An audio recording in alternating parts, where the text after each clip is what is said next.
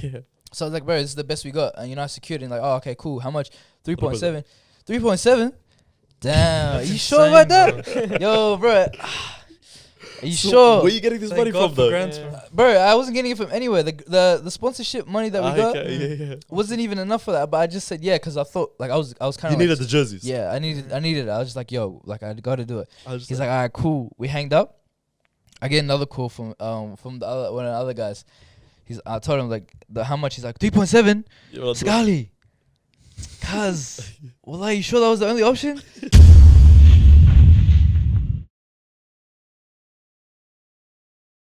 So where'd you get this from? Or where'd you make it?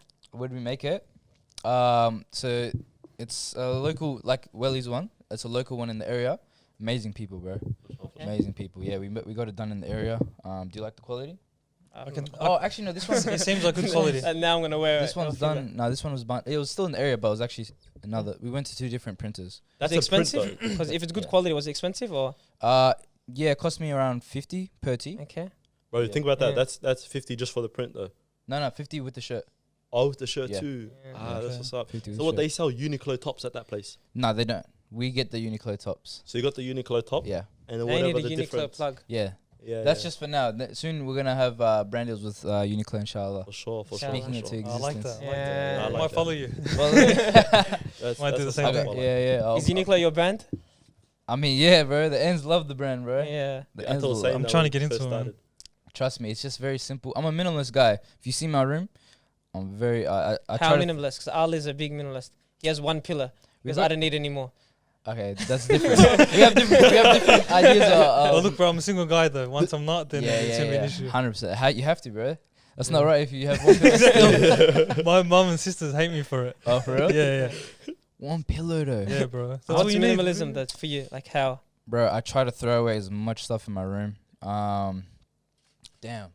What's another thing I do in my room? I So it's just clothes and stuff? Like you're big minimalism on clothes? yeah. I actually got a lot of clothes. I'm not gonna lie, but I try to throw that away a lot actually. It's more about my layout and like quotes and just having a certain decoration that really pushes me. You know, I'm all about. I think your environment. After reading a certain book, Atomic Habits, right behind you. What? Okay. Oh, I didn't know Start it's off radar. the book talk. Yeah.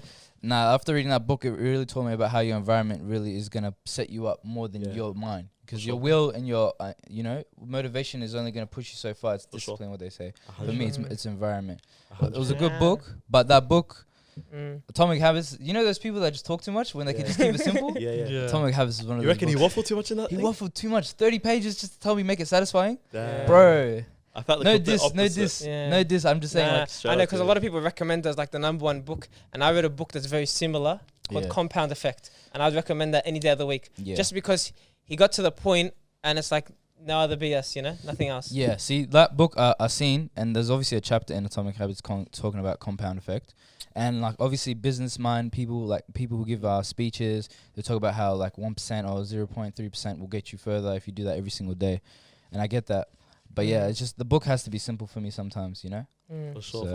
Alright, going back to the minimalism, real quick, So Ali does this thing, and we used to hate him for this, where we used to do like a shoot or something like that. And obviously, when we first started, we used to use our iPhones, before even like separating the episodes and stuff like that. Ali is so minimalist to the point where he'd delete everything before we'd actually release anything, because he can't like last with like He doesn't keep That's photos, wild. junk on his messages, phone. emails. So I'll copy it onto my hard drive, and then Yeah. I delete it off my computer. I But delete it on off that my night. iPhone. So No, that could have been an accident too.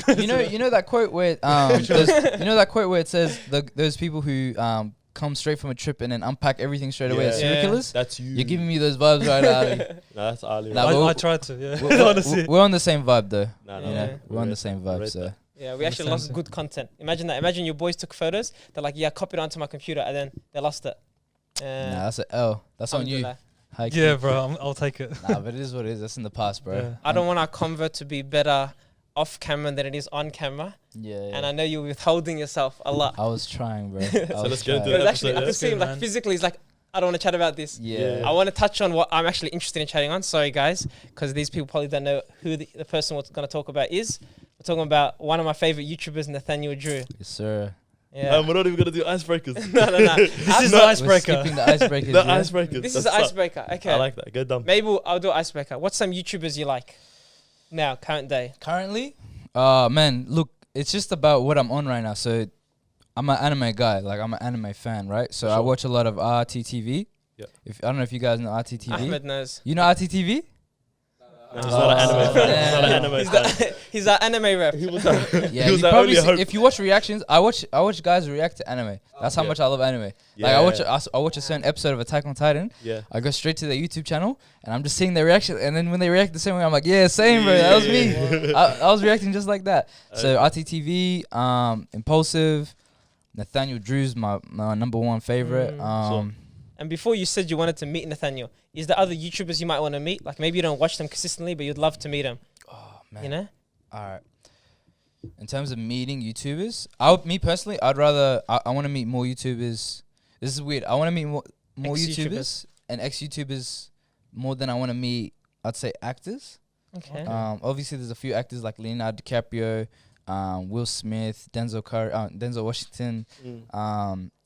There's a few others. My mind is just forgetting right now. Sure. But in terms of YouTubers that I want to meet, I definitely want to meet the Impulsive crew. Yeah. You know what I mean? Yeah.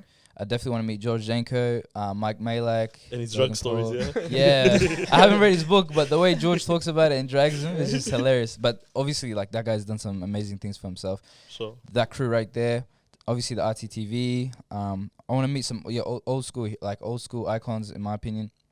Teddy, you guys had him recently. That guy was a goat to me back in my days when I was a youngin'. Who else, man? There's obviously Nathaniel Drew. I look forward to meeting him and inshallah making content with that guy. Yeah. I definitely want to make content with him. He like that guy's content is just, that's how I want to document my life.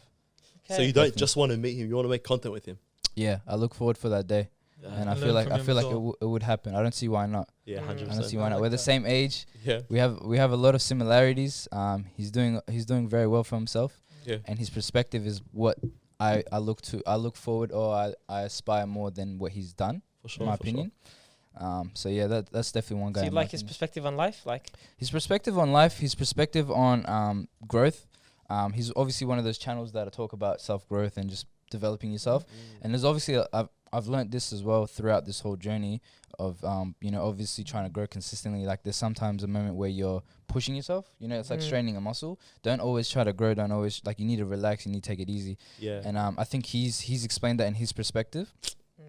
But I actually want to say that the way he visually tells his story is the thing for me as well. I heard a good example of that because it's about overworking. It's the example of a plant. If you had a plant and you have to water it every day, it's like, today I want to go really hard and I'm going to give it an extra couple gallons of water. You're actually going to make it worse. And sometimes that's how we think about life. It's like, okay, I'm going to go super duper hard today. And then it actually makes it worse. It's like, something so simple. It's like, damn, 100%. Yeah. Definitely. I like that. Quick one though, Nathaniel Drew, just for the listeners that don't know who he is, just give us like a bit of a glimpse into him. So Nathaniel Drew, that's a brother he's from America, but his heritage is, I think, is South America. What he's done is over 6-7 years ago, he made like a YouTube video, or I think it was 4 or 5, I'm not sure. He made a YouTube video, literally putting himself in front of a camera for like one of the first times, saying, "Hey, this is me. I'm very anti-social, or I'm not really good in front of the camera. I'm not that confident, but I'm starting a YouTube channel to push myself out my comfort zone to become that person that I want to be." And ever since then, he's been growing so much to where he's traveled around the world. He's made big videos where he talks in multiple languages with his grandmother, his family. He does a lot of what's the word? It's those people that really just travel and they live in outside their comfort zone. No, it's actual place where you live. What's it called? Hostels. Yeah, he lives in hostels. Yeah. He's been doing this. He's been fortunate enough to live off what he's doing, where he travels and tells his stories and his perspective. So I don't know. My whole life, I've always wanted to travel around the world. And I've been saying that since I was a kid. Don't cheer us up, bro, please. Huh? Look at Ali's face. I've got another question. There's a question. That's my guy. That's right, like similar to that. So I want to ask you, that's a perfect opportunity for me to ask this question. So if you were to have the chance to live in another country, can't be Australia, can't be your motherland, where would you live? I have 2, right? One I've already been to, and when I was there, it's Tokyo, right? Tokyo, Japan. I've been to Shibuya. Shibuya is beautiful, right? When I went, I only went for a week too. But I went before I was a film photographer. I went before I liked anime. Oh, I did like anime, wow. but before I was even more of a fan of anime. Mm. So me loving that place when I was there, and then me now, the person that I am, that is one place I could see myself living. Not even in the city. I think I would probably want to live in the outback, like probably far. The villages. Yeah, literally like the Okay. temples that they had in the forests. Sorry. It's like, I'm an anime guy, so I don't know if you know that Naruto, like the area is called like a village hidden in the leaves. Like I'm a nerd right now, but that's Hey, were you one of those kids that used to run with their heads at the back? that's a funny story. You know what's funny? In year 2 or 3, Yeah. I was in my house and then Cartoon Network turned on, right? And then Yeah. I see Naruto happening. I remember the exact episode. It was when Rock Lee was fighting Gaara. That was my first time ever watching it. And I was like, bro, what was this? I was with my sister, just, I think, annoying her. Yeah. And then I see some cartoon. I'm like, what's this? And I just see some guy going crazy. Like, he was just going crazy. I was like, yo, this kid's going off. Yeah. So after watching that and getting used to it, because in the training exam, they would always do this thing where they run around each other before they fight. And obviously, it was like the Naruto run. For sure. Bro, it was Christmas carols. Went to my primary school. I sat in the seats with my mates. And I said, yo, boys, let's go to the Oval. Just run around. Yeah. And let's jab each other like Neji. There's a character that's like Neji. He just jabs you. Like, they just fight by jabbing each other. And these guys, obviously, they didn't know anime. Yeah. Bro, they looked at me like I was just You were the some weird confused kid, yeah. that, like, bro, it's the Christmas carols. Let's just sing our part Yeah. and go home. I mean, I was like, nah, I want to run around the Oval. And then, yeah, ever since then, I watched Naruto, Dragon Ball Z, That's what's up. Bleach, like, and then, yeah, it keeps That's going. Sick, man. And what was the second one? Second place, oh yeah, Yeah. Switzerland. I've Oh, always okay. said, I've said it since I was like 12. I said it to my mom, like, yo, I want to go to Switzerland. She told me, yeah, we have family there. And I was like, yeah, cool, but I want to go to Switzerland. Like, I just Yeah. want to see the mountains. I want to experience it, you know? Like, I want to explore like the landscape and just the whole place. For sure. Some place near it as well is like Iceland. Yeah. Scandinavian countries, their geographic is just different. Photography. Oh, for Yeah, filmmaking that's- is just, bro, that's a Bro. movie. That's a Iceland. movie. You don't have to try. It's got one of the best ice caves, bro. I don't know if you've seen it, bro, but I've seen like Iceland's all their TikToks been coming up on my feed at the moment. Mm. And these guys have been doing some like, I don't know, because of my scuba diving recently or something like that. Yeah, they've been Mm. going underneath it. And all you see is basically like hollow, like glass almost, but it's basically just the ice caves. And people just No dipping way. underwater and all that kind of stuff. That place is like scenery-wise, beautiful. Like top 10 alarm bird. Yeah, so Hal just went, the other boy. Hmm? So Hal, He did the other guy in too. our group, he went. Switzerland? Recently, No, yeah. he went Iceland like, what, 2 weeks ago or something? Yeah. Really? 3 weeks Yeah. ago, yeah. Why isn't he on the pod? I need to talk to him. Yeah. Some I need to COVID talk to issues that now. guy. Yeah. That's crazy. Yeah. That's interesting. Let's go. All right, so I got one more. Yeah. Okay. No, but wait, 'Cause then what's you in can start Switzerland other than cheese and Roger Federer though? Swiss Like, Alps. what, other than the mountains, Roger Federer and cheese. I didn't even know Roger Federer was from there. He's from, yeah, he's Serious? from Yeah, And yeah. watches. I didn't even So know. Are you big into watches? Watches? Yes, Swiss. Apple. Yeah. Nah, I'm not a watch guy like that. I got an Apple Watch. Yeah. I got some Yeah. watches from like when I was in Dubai, but yeah. I'm not a watch guy. I know. Switzerland's a nice country there. Yeah. In general, yeah. Just scenery then. Yeah, Yeah, For me, it's just the scenery. I want to have a time in my life where I don't have anything around me. And I think Mm. Switzerland is probably one of those places where I can feel or see a lot of things Mhm. in one place. You know what I mean? For sure, for sure. I don't know when in my life this will happen. I don't know how it will happen too. But at least one time in my life, I want to go to a place. I have a mate who's done this, but he went to the coast of like some part in Asia where there was no internet. He went up the mountains in that area and he just spent 2 weeks there. Like his beard grew. He was just rough. Like proper movies, like, you know? Proper, like, yeah, exactly, like proper. Like, and then he had to like shower himself in the river. And Jeez, the people that he stayed with didn't really speak English, but they knew soccer. for sure. And I want to at least have 6 months or something like that where I just disappear. And Like detach straight from the world. disconnected from the world. Disappear. And that's why, like, even myself, like, I kind of like, I'm really like very cautious of what I do because when you make a decision, there's consequences that could be positive and negative. For sure. I could make a decision to, for example, own a cat Yeah. or a dog, right? Yeah. And like, there's obviously positive outcomes that came from that. But now I'm attached to something. You know what I mean? If I have kids, I'm attached to something. I can't do 6 months overseas. That's For sure. very selfish. Yeah. And we're in the young ages right now where I'm in my young days where I can make those selfish decisions where it doesn't impact anyone else. So I got to figure out a time when that will happen, but inshallah I will. You're Okay, independent, man. basically. And Yeah. also, any idea where you might want to go? Because your friends went Asia. Like, is there maybe a country they're like, hey, you know? To do what he did, but yeah, in to my own way. disconnect from the world. I'd probably say one of the Scandinavian countries. Yeah. Okay. So I think, like I said, Switzerland. I think Yeah. so. You know, there's actually places in Japan straight disconnected from the world. Oh, really? Yeah, you should actually look. There's this book here. Is it actual rule or something? It's taking a whole book out. So this. I've seen that book. It's about the people that like the longest living people in the world, and two of the places Really? are in Japan. Like the average age is like 102, Yeah. and they're driving cars. That's But crazy. if you actually go there, some of these places, I reckon you'll love it. Yeah, definitely. No, I'm gonna go back to Japan, and when I do, I definitely want to have like a whole project ready for that, because I don't want to waste opportunities and document. Because I'm all about, like I said to you boys once, like I'm all about making, like, living a full life. Yeah. Documenting your journey Sure. and doing things your future self will thank. You know? Mm. That's my 3 things I would say. Yeah, I love Yeah. that, man. I'm all These about guys that. dropping gems before we start the app, man. All right, one more though. One more icebreaker, yeah? Let's get it. So if you weren't born in your generation, so the 90s, when and where would you have liked to be born and why? See, you know, I was thinking about that. Like, what era was good for like Photography. black people? You know what I mean? Like, I'm not gonna lie. Like, what era was like before like the ages? You know what I mean? That's what I'm trying to think. Like, I was trying to think maybe the Roman eras. Like, they have a lot of. I don't rich think there history. was a time that was good for black people. Yeah, that's what I'm saying, bro. Like, maybe the position I was in, if I was in that era, wouldn't have been the best, you know. Yeah. But honestly, like, I think I might go back to, if I had to, I might go back to, like, I wouldn't mind being a samurai, bro.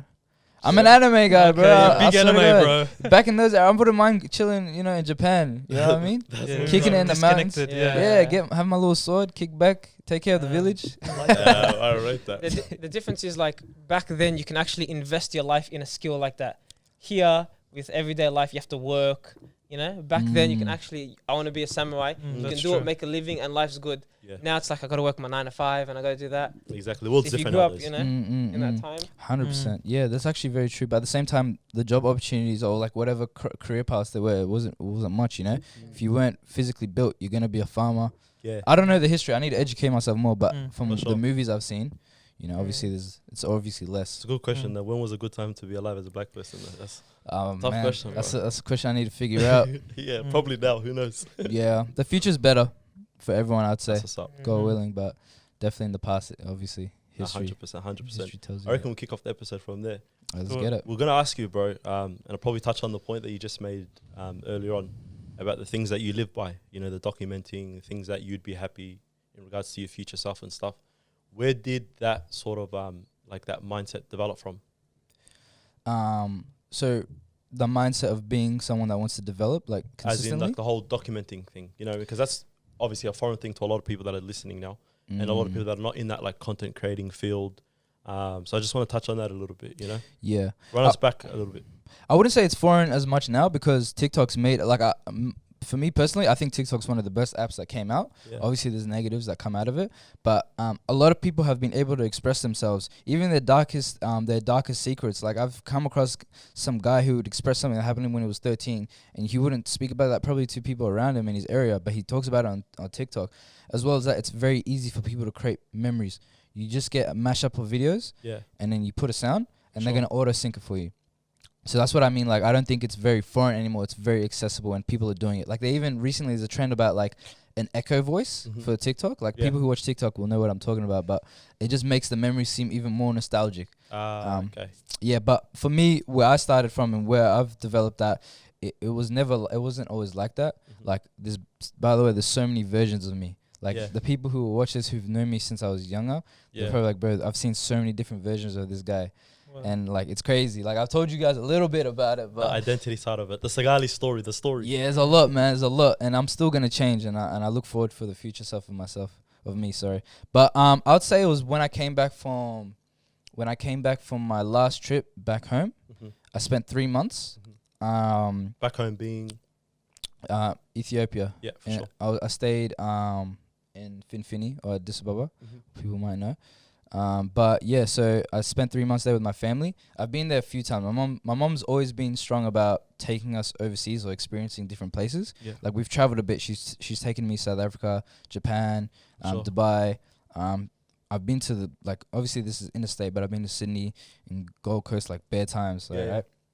So yeah, came back from my last trip. 3 months I spent there changed me, bro. Like, there was so many things that happened.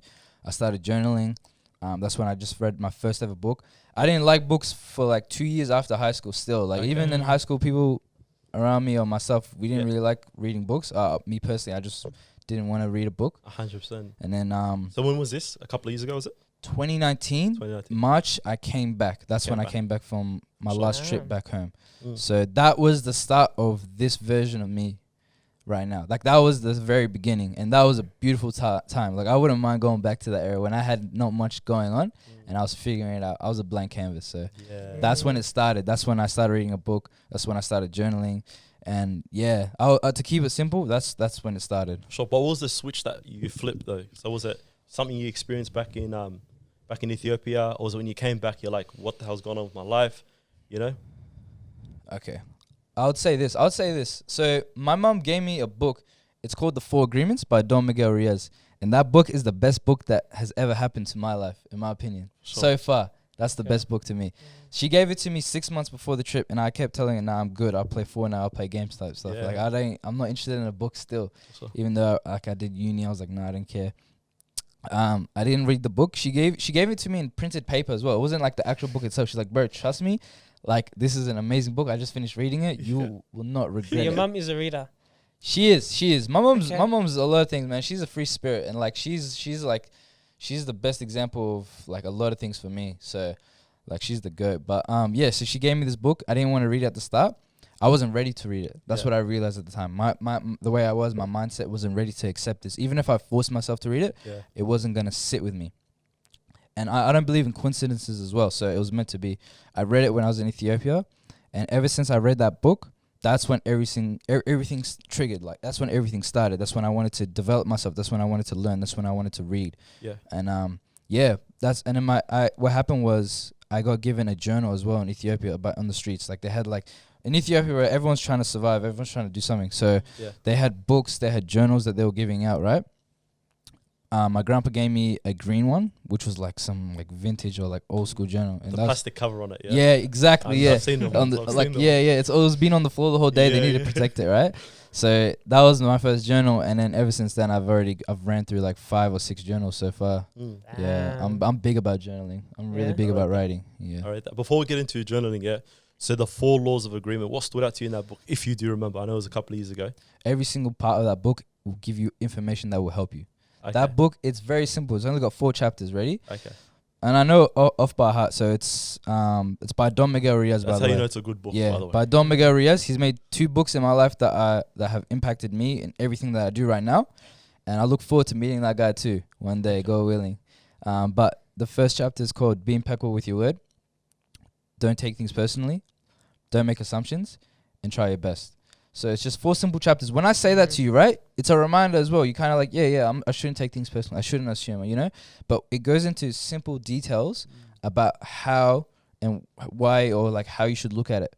And I would say out of all the chapters, I can't say which one's my favorite. I'll be real. The whole book itself, because it's very small and it's very impactful. So that's what like triggered it. If that answers your question. Yeah, no, that answers my question 100%. I remember when we first spoke about that and you mentioned that book to me, I was like, damn.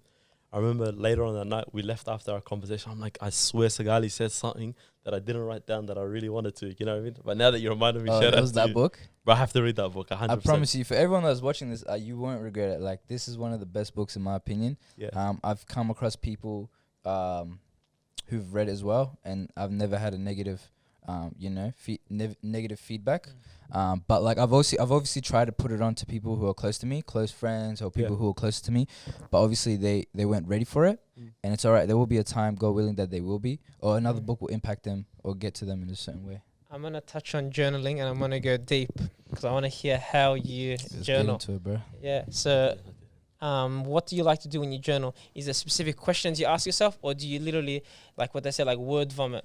Every single thought in your head, you write on paper. What's your structure? Bro, it started off as just word vomit, bro. Like literally, I didn't know how to journal. I didn't know what to write or how to write it, right? So my piece of advice, this is a take as well. Just start it, bro. Like just start writing something, even if it's ugly writing, if it doesn't make sense, just do it. Because you will start to create that muscle of how you want to do it. What do you like to do? What type of writing do you like to write? Some people like to just journal their emotions throughout all their journals, right? Some people like to write affirmations. Some people like to write a goal. Some people like to write a letter to your future self, which I recommend. I've done that in one of my first journals. I bought a journal. So basically, I got called by my school at Tiny a year after high school, and they called to check up on everyone. They did this with everyone at Tiny. I'm pretty sure, where they called everyone up and they say, hey, how you going? It's been 6 months or it's been a year. What are you doing now? You know? Good. So they called me, and I wasn't the most motivated. We'll say that I wasn't the most motivated at school. That school, like, I just wasn't interested. I wasn't prepared. I wasn't I wasn't prepared. I wasn't engaged. It didn't captivate me. For sure. So they called me and they're like, "Oh, what are you doing now?" And obviously they knew my ATAR, my ATAR, is it ATAR results? Yeah. I was trying to say my homie's name, but anyways, my ATAR results. Shout out to Atta, the camera, go ATG. But yeah. So they knew my results and they were like, "Oh, what are you doing now?" And I said to them, "Yo, so I'm doing a diploma of business, and after this diploma, I'm gonna go into international business, and that's what I thought I wanted to do." And like, "Oh, that's really cool. Would you be open to coming to where we do our year 11 camps at the end of the year, where they talk about year 12, they get a motivational speaker, and then they prepare themselves for the next year. It's like, would you be open to come in and speak?" And I said, "Yeah, why not?" So I went, I spoke. They gave me a voucher. And it was like a came out voucher for coming all the way, and then what I did was I used that voucher to buy a came out journal before I went back home. So that was my first journal. Okay. In 2019. In 2019. Okay. That was my first journal that I bought. I didn't touch that though. The first one I touched was the green one, like I said back in Ethiopia. Okay. So I had that one there, but I didn't want to use it just yet. Anyways, that green journal I started using, and what I did was I would just write. Just affirmations. I didn't know what else to write, so I just started with affirmations, my name, what I want to do, goals or things that I'm thinking about, or just how I feel in this trip. Because at the same time, bro, back home, internet wasn't the most accessible. Yep. You know, we had to buy SIM cards or data, and it would run out quick, bro. So one web page and it's gone, bro. Yeah, I remember, bro. exactly, bro. I'd refresh Snapchat and it's GG. Game like, over, that's bro. it. I can't even see. That's the rest of the month gone for Yeah, Snapchat. exactly, You know, yeah. your streak's gone. So, bro, all I had was my camera roll, my sister to annoy, and my family, like that, my family. So I had the journal, I had a couple books, and I started off like just writing affirmations. Do you like to journal at night or in the morning? I'm not really picky on that. There's been times in my life where I was good at doing it in the morning. There's been times in my life where I would do it at night, but it's not really like. Sometimes something that I've realized is if you try to like structure your life to the T, bro, like you're gonna think you're a failure because you're not gonna do it by the T every single day. For sure. You know what I mean? So back home, obviously I just do it whenever I can. So Is that like your form of meditation as well? Like kind of like letting your mind not be so stimulated all the time, like compared to when you're on your phone? yeah, not right now. I tried different ways of journaling. Journaling for me was to document my life. That's like I said, I want to document my life, and that was my medium, or that was my way of doing it. Now it's through voice recordings. Now it's through recording myself while I'm doing everything that I can at a certain angle. You look back on them? I try not yet. Okay. There's so many things that I've done in the past, man. Like in 2017 or 16, before my second trip back home, what I did that whole year was everything that happened, good or bad, I'd write it in my notes. And it was kind of consuming at times, but that's one version of something. That's one way of how I documented my life. I'd put photos in my notes. And then when I went back to Ethiopia, I went through it and I was like, oh my God, that actually happened. I remember when that happened, good or bad, but you know, that's all about living a full life too. So that's kind of what I'm aligned with, you know? 100%. So Do you reckon journaling has helped you be able to express yourself even better? Or have you always been a person that be able to express yourself? Nah, man. Oh, bro. That's like I said, if you knew me back then, man, I would. No, I'm going to ask you right now. Okay, we didn't know you back then. So I just met you today. You just met me. I know. So who was Saagalee back then? Chat to us, you know? Bro, there's so many versions, bro. Like the Naruto kid, we know that. Yeah. What other kid? I wouldn't want to be based on that. Nah, man. That's sorry, bro. You didn't want to be mentioned back then, yeah? I was on the soccer pitch the whole day, bro. I wasn't a soccer guy, bro. I tried, but man, that like the way I tried and the way it didn't work I made sure I'm not playing soccer, bro. I didn't like soccer after that, but bro, like I said, there's so many different versions of me, man. Like how about the last version right before the transformation in 2019? Okay, before 2019, when I was I finished high school. Yep, graduated, got accepted to do a diploma of business. Did it.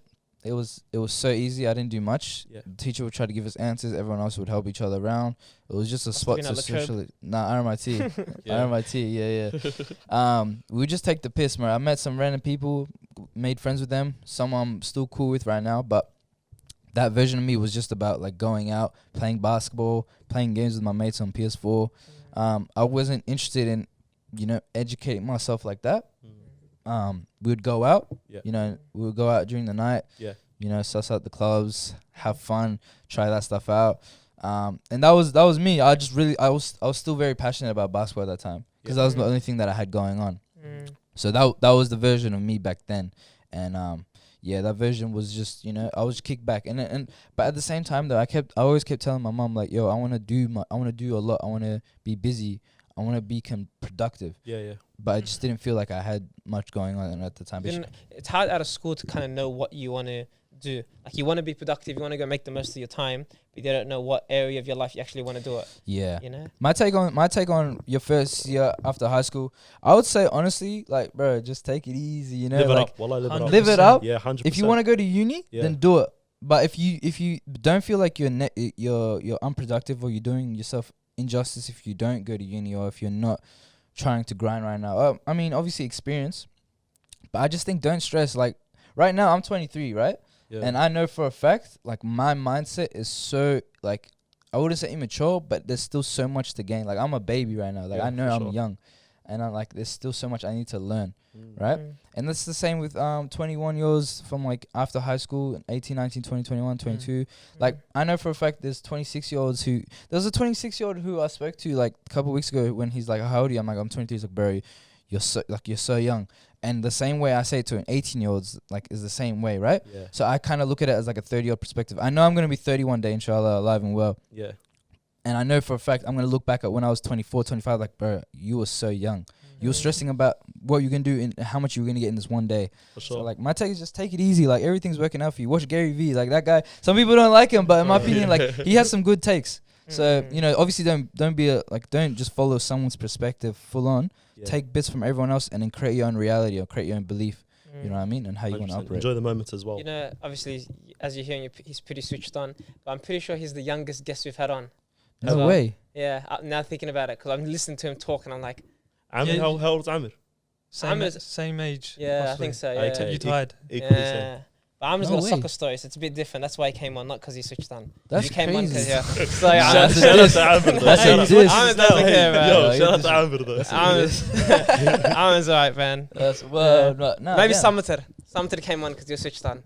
Yeah, Yeah. true. So, Ali, tell us a little bit about your upbringing as well, bro. I know you keep mentioning, you keep hinting like your mum, shout out to her, she's the goat for real, and all that kind of stuff. So maybe you want to touch on that a little bit. All right. So I'll start off with my name. My name's Saagalee. Yeah. In my background, where I'm from the land of Oromia, Yeah. and how they say it's Saagalee, Yeah. and that means the voice. For sure. So the advocate, the voice for the people. That's how my mom's always taught me Yeah. to take my name on. And my mom's named my sister and me with names that have strong meaning, especially for us. Now, I was born back in the land of Finfine, Yeah. which is people know as Addis Ababa, Ethiopia. And my mom, her name has so much meaning with it too, right? But she's like, man, my mom's a legend, bro. Like she's a goat. Like I remember I was speaking with you guys too. Like who would you have on a podcast, right? Out of everyone, and I've said this to other friends as well. Like I would have my mom sit with me with some other goat. Like you know what I mean? Because bro, what she's gonna have a book one day, inshallah. Like her stories and what she's gone through is unbelievable, and that's something that she will tell herself. I can only dabble on a little bit, but she's taught me and my sister how to be, what's the word? She's taught us how to express ourselves and like just go out there. She's a free spirit, right? So she didn't like my upbringing. I would say might be a bit different with you guys, or like I'm not sure how your upbringing was. How what would you describe your upbringing, and like what area did you grow up in? I would say like schooling wise, I went to like a more like white dominant school with just a couple of like Somali families, this that, and then probably high school is the complete opposite. But the funny thing is though, so I grew up in an area full of Somali people, but I went to a school with not many Somali people. You know what I mean? Then high school was the opposite. where there wasn't enough white people, but there was a lot of Somali people. It's like the complete opposite type of thing. You know, so I was like, it was a linear upbringing. Do you know what I mean? I only went to one school, 2 schools basically, high school, and then primary school. But pretty linear, I'd say. You know? Yeah. What about yours? For me, it was like, till high school. That's when I was surrounded by people that looked like me. My whole upbringing, I wasn't around anyone that looked like me. Till year 7. Year 7, yeah, 100%, 100%. Year 7 was one of the first time I was in a school with black people like that, and I was just like, damn, like I was like, that's crazy to me. Like, yo, there's black people there's out more there. people. Yeah, there's more people like me. Yeah, like my mom told me back in the days when we would drive past Flem and people going or walking out of the mosque. Apparently, I would say, "Oh, this is Africa" or something like that, because I'd rarely see black people like dead as. Yeah. You know, but yeah, my upbringing was different. So I was born back home with my mom. We came here. Then my sister came, and then what happened was I grew up a little bit in the east, a little bit in the north. Yeah. Dabbled kind of like west, like upper west, and then for the rest of my life right now, I've been in the west. Yeah, in the west. So Croydon was the east side area. Yeah. I remember that school. It was like red uniform primary school. And then I grew up in Preston for a bit. Preston South Primary School is the school. Yeah, down the road from me. That's the school that I went down the road from. Yeah. I lived right near that school too. There's a funny story with that area too, man. That area, man, like I still remember that. Even it's funny because that was kind of like a rough area at the time. And when me and my mom, we went, I'd say like last year. Yeah. We were talking about how like there would always be police in that area, and that because we lived in a courtyard. Yeah. One of our neighbors would always try to sell us burnt CDs and items that like I don't know how he found. He gave us like a trampoline. He was just trying to make bread. He's trying to maintain. And hustle. And then other neighbors was just always wilding. It was drama, and like as I was saying that to her and we were talking about it, like literally a police car was in that courtyard just doing roundabouts and then leaving as we were going in. So grew up in Preston for a bit, and then we lived in Brooklyn Footscray, that area for a bit. And then after that, my mom took us to Werribee. And then, so Werribee, right? I lived in Werribee. My mom put us at a house behind the school. For sure. This is what she said to me. She said, okay, look, there's 2 schools right now. There's one that's a bit far, but there's people that are black in that school. Yeah. Well, you know what I mean? Yeah. And then, or you can just go to the school right here, and you can just walk it and go to the primary school. For sure. And she's like, it's up to you. That's one thing that my mom's always done. She's like, it's literally like a friendship relationship. Like she always makes me pick my decisions, educates me in a certain way, but lets me pick my decisions, right? Yeah. She's like, you pick. And she was literally like down for whatever. She didn't care about if it was more convenient to go to the school down here or if it was harder to go to the other school. She didn't care, as long whatever I wanted to do. Whatever you're happy with, basically. I said, yo, let's just go to the school right here. I can walk it. I didn't care. I didn't think about it because I wasn't even around black people yet, so I didn't know like if that was gonna impact me yet. 100%. Yeah. So I just said, yo, let's just go to the school right here, and then ever since then, till year 7, from all the primary schools I went to in the east, north, and west, I was the only black kid, and everyone just kept grabbing my hair, touching it, saying it was like, oh, it feels like sheep hair. Yeah. I love your hair, it's fro, and I was literally it until year 7. And that's kind of what impacted me. But my mom's always made us try different things. We did swimming, we did tennis, which I tried to do soccer. Soccer didn't work out. Did acting. Yeah. You did acting? Yeah, I did acting. Bro. That's pretty I did acting, bro. I could have went down that path. You would have seen me on the TV, home and away. Nah. Still can, bro. I still can, Was that your mom's impact or your decision making? It was Croydon, bro. I gotta. This everything that I did, because most of my life has been in Werribee, but acting, I did it here, so in Werribee in the ends. Not here, sorry, it's in the north, but for sure. I think I can't remember if it was my mom's decision or me. I think I said I wanted to do it. I think I told her I want to do acting, and I did it. And then I did it for a couple years. The guy who was teaching me, like he really believed in me. He actually wanted me to get an agent. I went to the city once to get an agent. I went to Williamstown Williamstown. There was an area in Williamstown where they taught other people as well, which was more specific. And I was actually gonna do it. He's like, yo, like there's not much black people who are actors and like modeling as well. Like this is an opportunity I think that you definitely can gain something in. It's up to you. And I think it was like in my later years or like in my 3rd or 4th year in acting where I was like, nah, I probably don't want to do that anymore. I'd rather just kick it and do something else. Why did you didn't like it anymore? It was just, I think because my mom always made me do different things. I always had like an expiration date in a certain way. Like I always wanted to go out, like, and it's also the fact that because I was always surrounded by people who weren't like me, I was always learnt to try new things out. So I kind of was still in that motion. It was at the end of year 6 when I kind of said, nah, I'd rather do something else. I was going to a different school. I had a close mate like who was friends with me since like year 3 till the end of year 6, who like we were like inseparable. And we went to 2 different high schools, and I think that's the biggest change that happened with me as well, because I wanted to go to another all-white school with him, because like I was still not around black people, so I wanted to go to this other school called Becker's Marsh, where I didn't even think there was any black people at the time. They didn't accept me when I tried to do the test. I failed, so I ended up going to the school which my primary school was kind of connected to, which was Werribee Secondary, which was the best decision in my life, to be honest, out of the schools. For sure. Is it because of the people you met? Is it the environment? 100%. Yeah, it was the environment, man. It was exposing to a lot of things. Obviously, I saw a lot of things in a lot of people would see a lot of things in year 7, because you're in high school now. You're going to see year 10, year 11, 12s, and you're going to see what they do. Where we had a lot of different areas where some of the kids would be, you know, a bit more mischief, and there was a lot more fights, and, you know, but there was a lot more people that looked like me too. So I was cool. Like, it was like, okay, sweet, I'm around these type of people now. So that's when I started to figure out myself a bit more.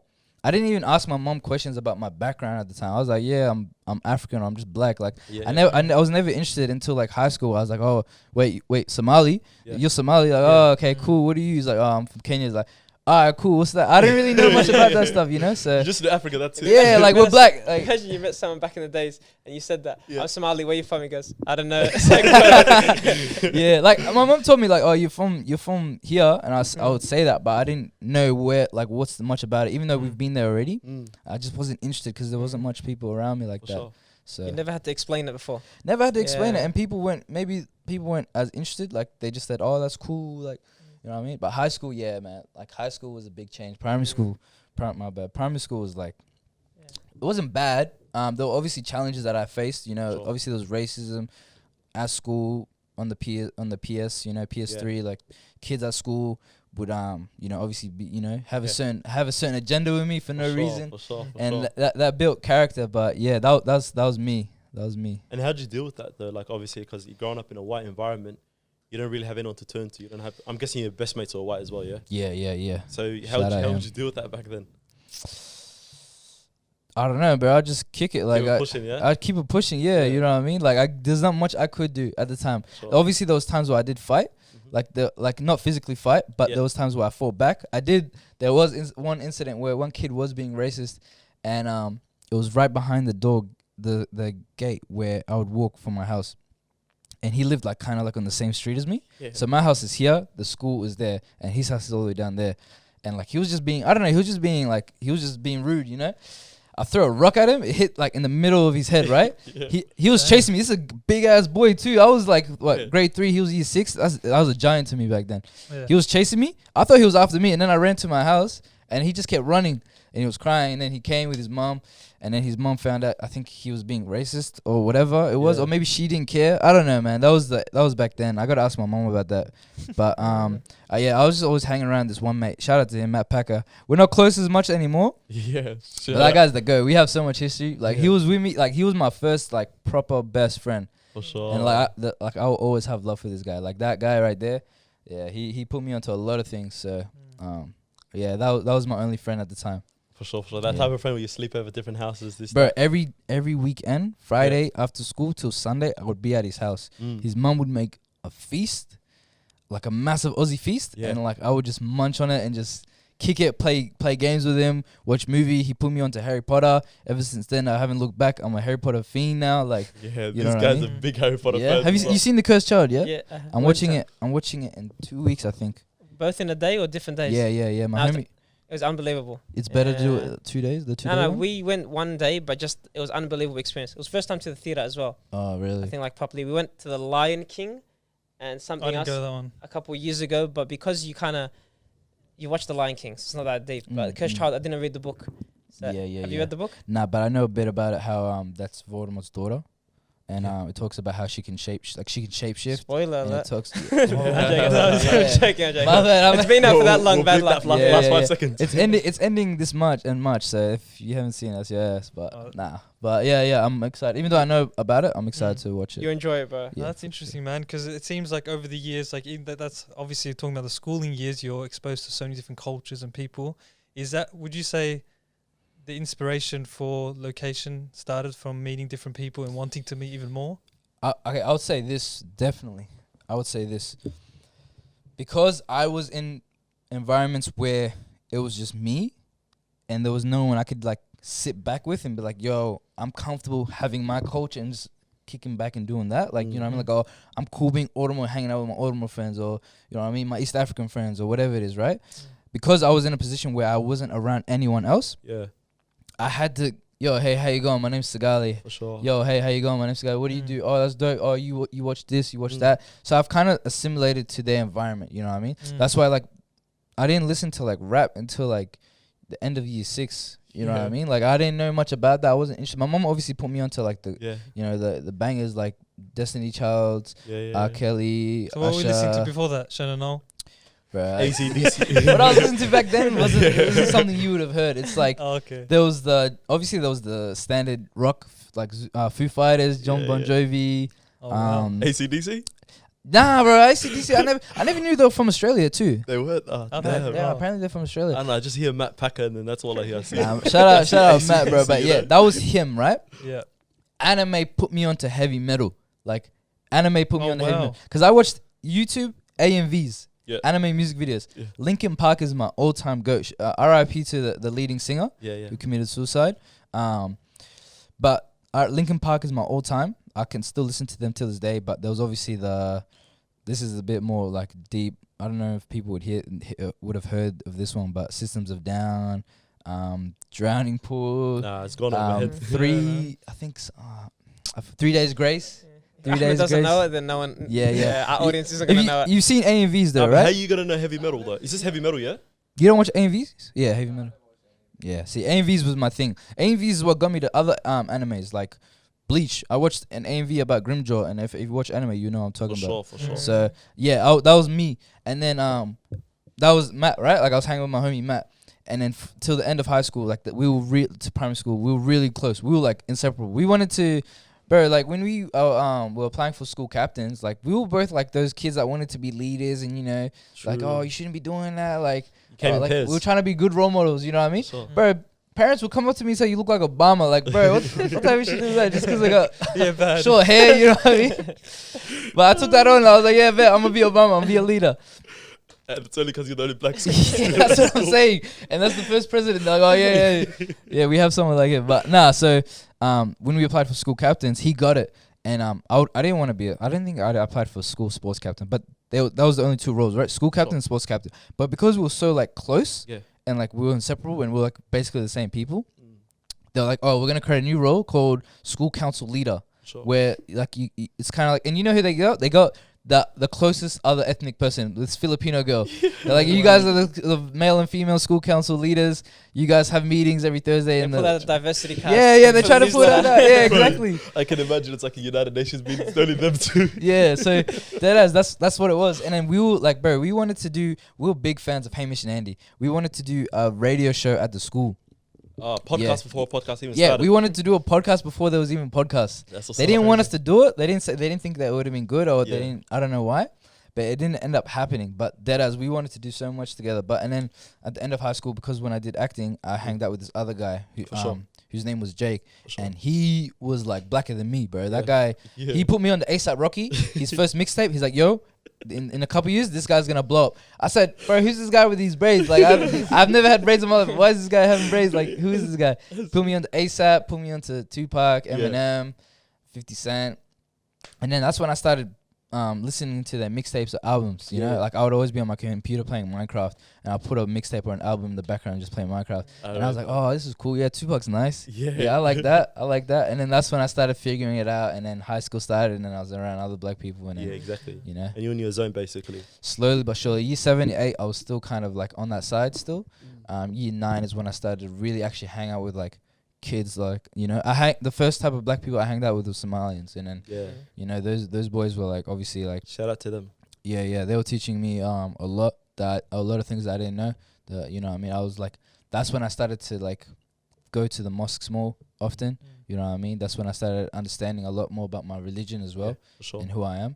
For So sure. shout out to them. They were the first group. That's Shout out, hectic. shout out. Boys. I want to touch back on Locationest, 'cause that's where it started. Yeah, So my bad. I think now I you're kinda chatting- did a bit. No, no, Yeah. but It's always coming around. you got to explain like you had a experience of meeting new people all the time, and you kind of had to always build connections with people.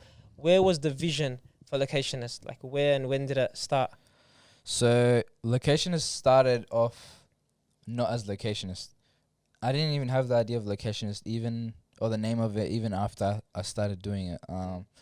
What happened was, like I said, I came back from a 3-month trip. I had nothing going on. I only had basketball. And I saw a quote that kept on popping up through different platforms on Instagram. Create a hobby that keeps you creative. Create a hobby that keeps you fit. Create a hobby that makes you money. I didn't have a job at the time, but I kept writing in my journal, I'm going to have an amazing job, a job that's going to pay me well. And then I did like a little project in high school, which was like a magazine, in which I took photos of, I had photos of my friends. And what I did was, like, in the catalog, I would have, like, for example, 10 photos of Welly, 10 photos of Ali, 10 photos of you. And I would have, like, at the top of it, your favorite album. Yeah. Like, I'd ask you, what's your favorite album? And then when it sees, like, the catalog of Welly, it would be like, oh, what's your favorite album? Tell me. You're putting me on the spot here, bro. Or what's an album that you can always listen to? Honestly, at the moment, I'm on a Brent Faiyaz wave. Yeah. I'm on that toxic wave at the moment. Done. See? So he would have what? What's the album cover? Is it? It's the one with Trust. Yeah. So that Portrait title. of him. Yeah, I would have that title in front of his photo, right? And then throughout the photos, it would be a track from the album, and then around it would be lyrics from that track that he liked the most.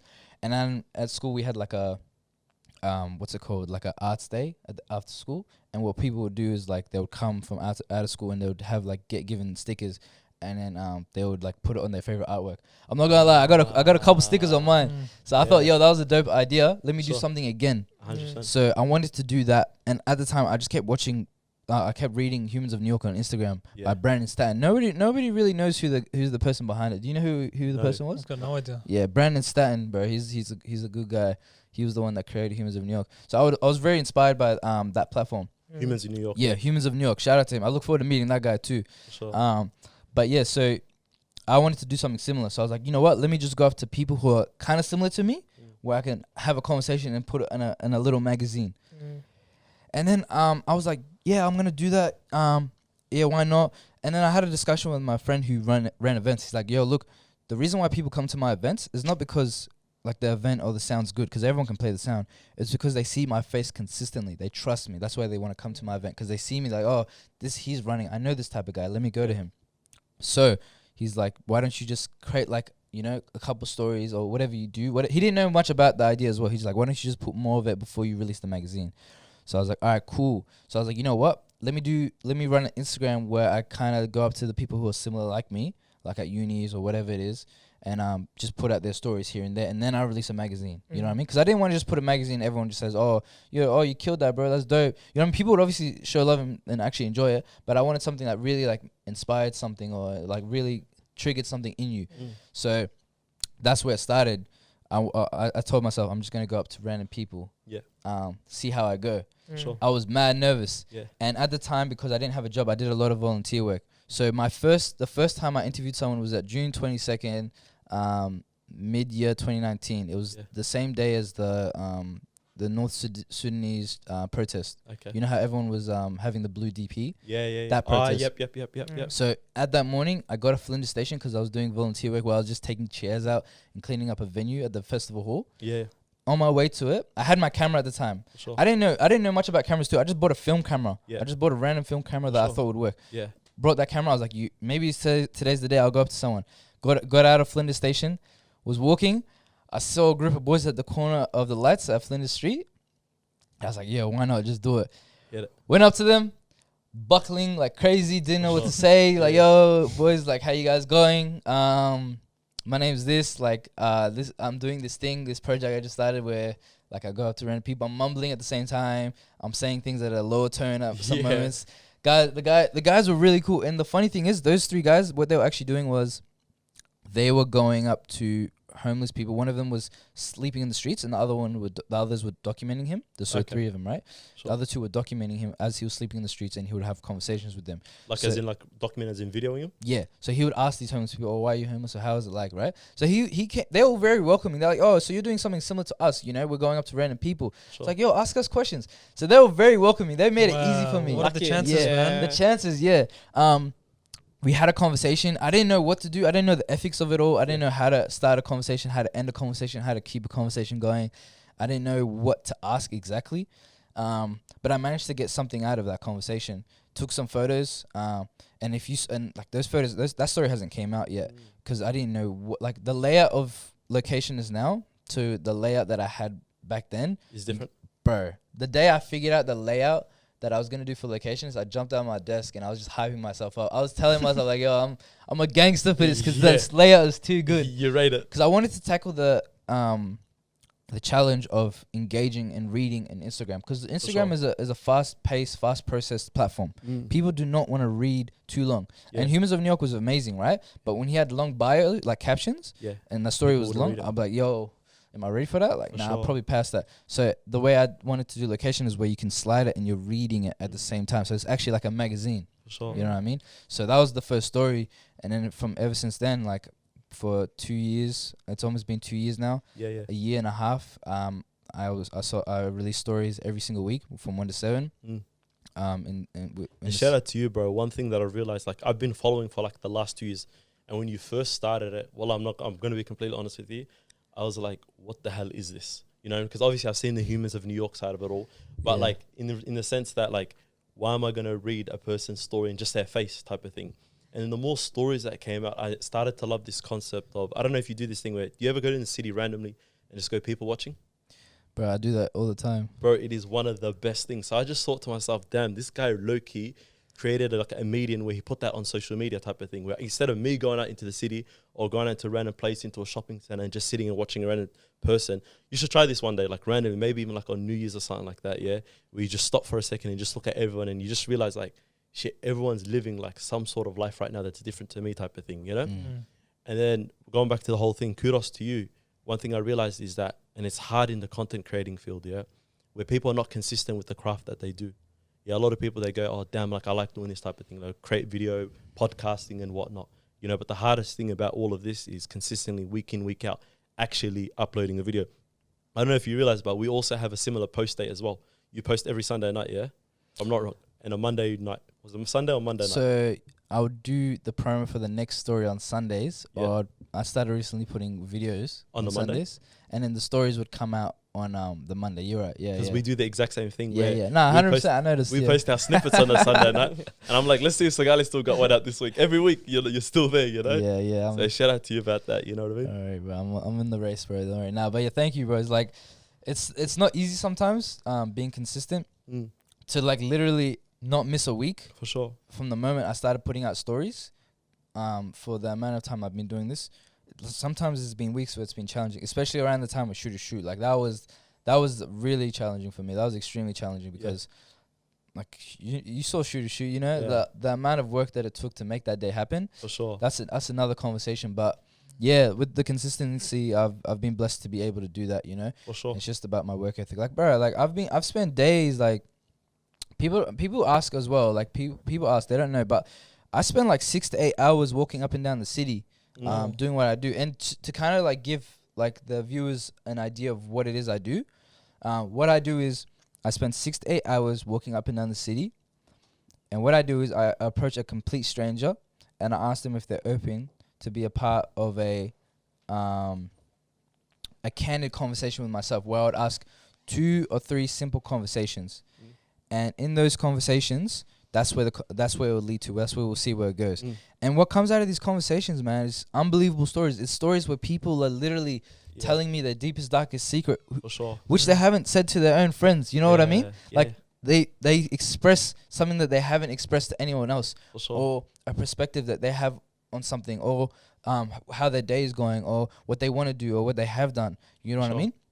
And to me, that is crazy. It's like unbelievable that someone's open to this type of engagement with themselves. And I've had a lot of people come up to me or message me after, say, hey, bro, I've never got the chance to express that. I didn't know my story was like this, or I never knew that it was. This is how it really went down. I never got the chance to process it. You know? Yeah. Thank you. And I tell them thank you. Like, it's an exchange. It's not just one thing where I'm coming up to you and I'm getting a story out of you.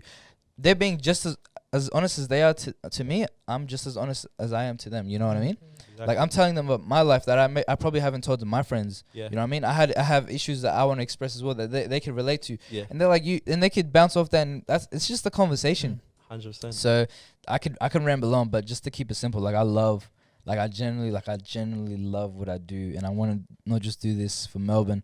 I want to do this around Australia, and I look forward for when I do this around the world too. Inshallah. Can't wait to see it all, man. Yeah, man. You know what the crazy thing is as well? Like, we forget as well with people's life, because we're so invested in our own, with like everything that's going on, life's going so quick, that some people don't even get the opportunity to even speak to someone else. Like, some people are actually lonely out there. We don't realize that because we're too invested in our own lives. Yeah, so it's actually a great like opportunity you're giving to people. You're giving them a voice. 100%. That's another thing as well. Like the what would be the word? Just like, you know, the main or normal media. Yeah. There's a process for you to be in front of their camera. There's a process for you to be in front of their platform. You might have to have a solid story. You might have to have like controversy or like conflict within your life that they will want to catch. You know what I mean? And then promote it.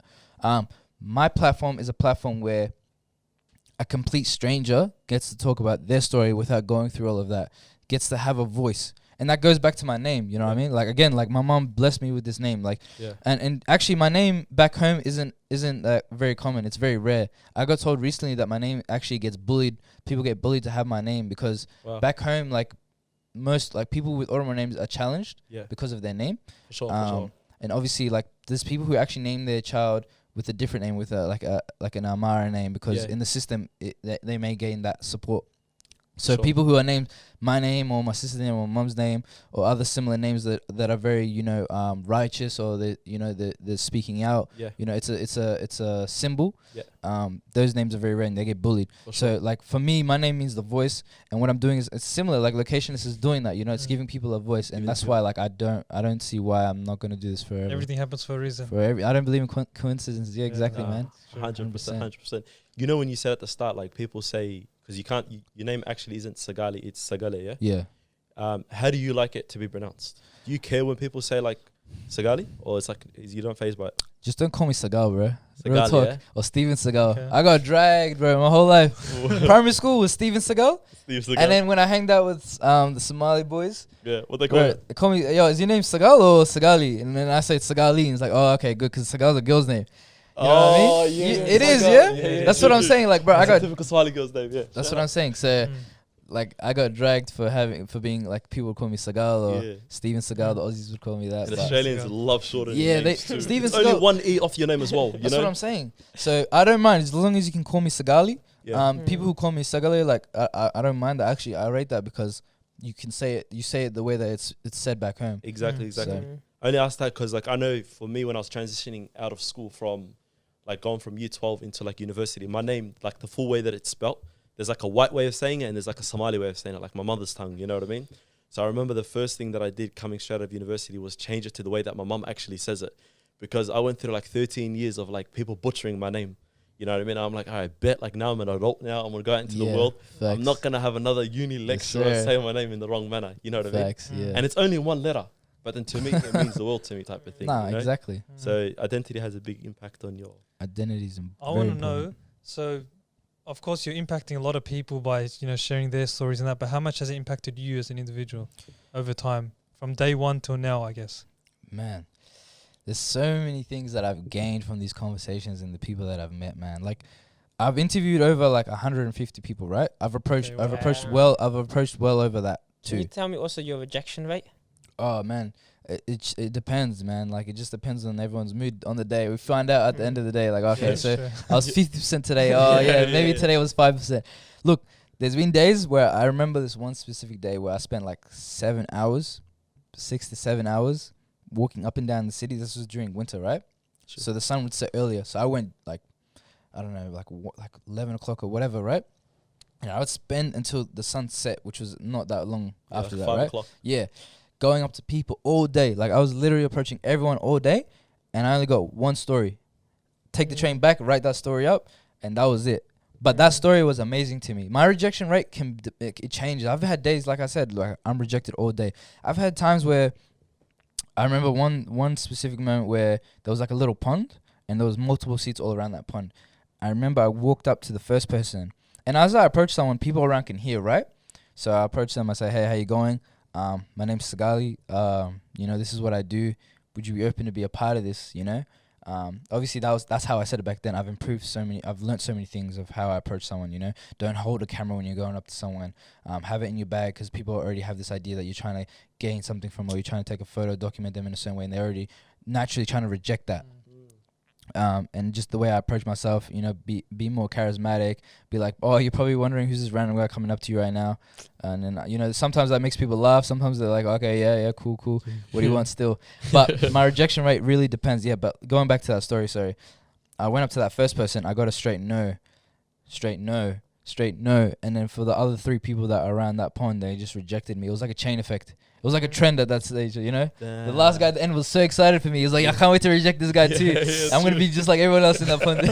One more big no. Yeah, one more big no. I was smiling. I was like, bro, it's cool. Like, Did you feel defeated after that? Nah, bro. Like, it's cool. Like, I don't mind. Like, it's whatever. It builds character. There was obviously times where I'm like, bro. Because there's still days, man, when I wake up with anxiety. Like, my body is actually full of anxiety. Yeah. And one of my friends spoke about this once at dinner when we were eating. And he was like, bro, do you ever just wake up with anxiety? And that triggered a memory, because and it still happens sometimes where, like, I wake up and I told myself, today's the day I'm going to go back to the city and do what I do. But my body's, like, full of anxiety. Like, what's the point sometimes going up to people and just getting rejected? Because there's been times where I'd go straight no, and that no would really hit sometimes. True, yep. But again, it built character for me. But yeah, like I said, man, like... Does that no put, like, a doubt in your craft, or is it, like... What's that no do to you? I'm not gonna lie. There's been times where, and like, bro, this is another thing. Like, if you ever see someone who's successful and you think they're just built different, like, bro, they're built because they fought against their doubt or the words that are coming in their head, right? For me, like, I would get a rejection, right, and I'll be like, all right, I think I should just go home today, or I should just get some food, just go home, and then that's it. Procrastinate. Like, I don't need to go in the city today. I already have this amount of stories. I could just go home, and then you know what I mean. But I've never actually had a day, and I'm very grateful for this. I've never had a day where I got rejected and I just went straight home. Like, every time I was faced with that, where I really wanted to go home because of anxiety, because of all my emotions, and because maybe people aren't really saying yes to me right now, I've always said I'm gonna go up to someone. Like, I'm gonna have a conversation. You know what I mean? Obviously with, like, consent, and with someone else obviously being welcome to it. But yeah, I haven't had a day where I haven't had a story, at least one. I want to go back to what Ali said, because I interrupted his question. But the benefit a lot of the time is more on you than what they gain. Yeah. Did you say that? Yeah. I benefit more than them. Yeah, like a lot of the time, because of the character development you're saying now that you're getting, every single day getting rejected, meeting new people, improving your pitch. Yeah. Look, long term, from the start till now, I've gained a lot, 100%. But if we're talking about what I've gained from a one-on-one conversation, that's it. Looking at how much I've gained and how much they've gained, I would say it's equal. But long term, yes, I've definitely gained so much, man. I've built so much character myself. I look forward sometimes to being creative with how I'm gonna speak to someone, just to see their reaction. Like, push that little boundary, like, say something where it's like someone might be like, oh, you're weird for that, or like you're tweaking, or you know what I mean. But I say it obviously in a way where it's like I'm trying to just take the joke, or I'm just seeing how the conversation will go. So I've built that confidence, I've built that strong confidence. Is there something that made you build stronger skin or thicker skin? Someone? Like something that happened. Like maybe, because a lot of times people will be like, they might not swear at you, but maybe there is encounters that happen. Yeah. But then how did you build thick skin? Is there something that happened? Yeah. I've had people tell me just to F off, like off rip. Like I approached this one person. I literally, it's funny. Like Aussies, yeah. I finished doing a story and I forgot to turn off the voice recording, because I recorded my phone. I forgot to turn it off, and I went straight to the next person. I was like, hey, how you go? And as I was about to say that, they're like, F off, like it was some Aussie girl, the way she said it, was like, F off. And I was like, yeah, you have a beautiful day. Walked straight off. I said, done. I'm cool with that. I've had hard rejections, like that. I've had people where they don't even look at me where they're just like, for example, if someone like I approach them from a distance, like they look at me and they're like, yeah, okay, cool, bro. Like, not today, buddy. They're not you know what I engaging. mean? Yeah, they're not engaging at all. They even sometimes they just do that to me. I've had a guy where I was walking, and this might be just something else, but that guy, I don't know if he knew that I was gonna approach him, but he just walked straight off, like on the grass. Like, we were walking on concrete, and he just walked straight on the grass. He didn't want me to even approach him. So I said, all right, cool. But yeah, those moments are the ones that have created character for me. But I would also say the ones where they do say yes and it's amazing, that is what I go back to. I didn't go back to the rejection. I go back to the amazing conversation that came out of it. Because I say, this is what I can get. This is what could happen. I don't care if this is a rejection right now. There's been times where there was this girl who had like a baby tramp, and I don't know if I wanted to I'm very like sensitive when I go up to girls, because they might feel a certain way for a lot of things, you know what I mean? So I'm always sensitive when I go up to a girl. So I was like, yo, she's got a baby. Yeah. You know what I mean? She's chilling by herself. She's probably just gonna say no to me. Yeah. And I was like, why not just go for that? Like, why don't just go for the yes? For the no, see, who knows? Sorry, who knows if she'll say yes or not? But why not just go for it? Exactly. You're better off finding out. It's like, shoot your shot. That's another thing about shoot your shot. There's so much meaning behind that. But yeah, I went up to her, and bro, her story is amazing, bro. She survived almost getting kidnapped by ISIS in Syria. What happened? Yeah, she's got an amazing story. What happened was and her story isn't out yet, but what she did was she used to go to uni, and it would take like she would be on a 4-hour bus, and those 3 buses that would go to uni would get stopped by ISIS, and like there was a moment where the one at the front and the one at behind got kidnapped and people got killed, and she survived. And why? Because she was in the middle bus. Yeah, they just didn't stop the middle bus. The middle bus just kept going. There's been moments like that for her. There's been moments where she was at a village and ISIS came and then a bullet just schemed her friend by the cheek.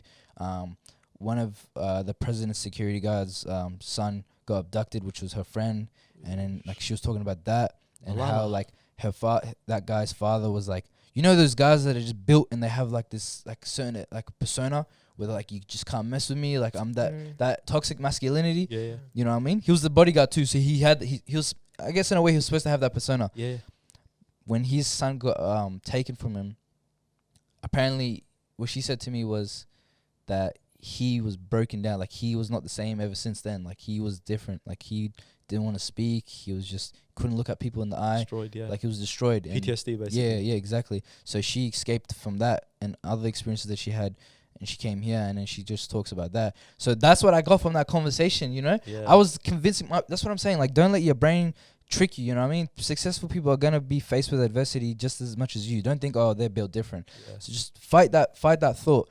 I was telling myself, nah, she's going to say no. There's no point even going up to her. Just keep going. Go up to a guy or go up to someone else. And that's what I got from that conversation. And she was an amazing girl. Like she, like I said, we exchanged information. Like she asked me about photography. I put on what to get for her camera. She got a camera now. She's documenting her life. Like, there's so much things. That story is a Fairicum exclusive as well. It's not even out yet. So shout out to Locationest. Yeah. So yeah, like I said, man, I gained a lot, man. I've gained a lot of experience, a lot of wisdom, a lot of food for thought, a lot of reminders as well. There's been moments where something's been playing in my head for too long. And I actually went up to someone who's dealing with that same issue, but from a different perspective. And I asked them, how do you feel about that if someone were to do this or if this were to happen? And for their perspective, it kind of helped me out, you know what I mean? And I tell them that too. And like, bro, like, again, like I've met people, I've connected with them on Facebook now. And like we plan to link up or something like that, you know what I mean? You create memories. So yeah, it's a lot for me. I was going to say, so like, tell me through, what's the process? So like you meet a lady like that, you have an interesting story. You're like, yeah, this is one that I want to post. How do you get it down into that format of just like enough lines that your reader or your audience can actually be like, yeah, this is a story that I'm interested in. You know what I mean? Because she can give you like, she can speak to you for how long do conversations go for? Like 30 minutes or something? Some go for 10, some go for an hour and 30. How do you get that down into like a paragraph, a line? You know, because there's a creative side. I don't think I've ever got a conversation that went for an hour and a half to a paragraph. I think I can never will. But how I do it is I just go through it. I revise stories so many times, man. Like a lot of hours get put into a story. So, and this is another thing. This is why I get like sometimes I get frustrated when a story isn't getting the attention that it deserves. You know, it's like, oh yeah, cool. I'm not getting that as many likes for the platform, but this person's story is too good. Like the most recent one, like that conversation I had with the brother like was amazing, and like that story has been kept with me for some time because I wanted to figure out the best way to put it out, because that person's story deserves to be heard, you know. And there's so many stories like that. So when there's stories that aren't getting the engagement, I kind of get like frustrated because like people need to hear this and really enjoy it. But the process is, I revise consistently, multiple times. I go through it on my Google Doc. I go through what I've written up. Yep. I read it. Then I highlight. Then I cut bit by bit a sentence. I cut sentences slowly. It's like surgery, bro. Like I got to make sure this person's story is being told, because it's a lot of responsibility I'm holding to make sure your story is being told, you know, and for you to give me that trust, you know what I mean? Sure. Especially if you haven't opened up to something before. You want to make sure that nothing's been twisted or put out in a way that isn't how you felt it was. I obviously go by what they've said. You know, I just have what they say.